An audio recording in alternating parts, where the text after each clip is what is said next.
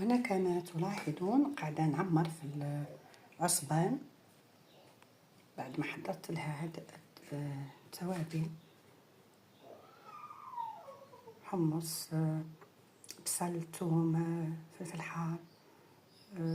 بعد ما غليت تاني المصار والمكرشة، الروز، معدنوس، حطيت لابوش تاع الكرشة بهذا الشكل.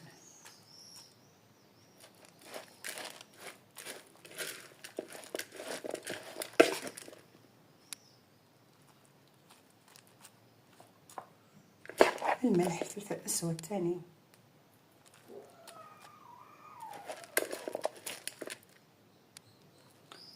بعد نخيطها، نطيب بها طعام ولا كسكسي ولا شخشوخة.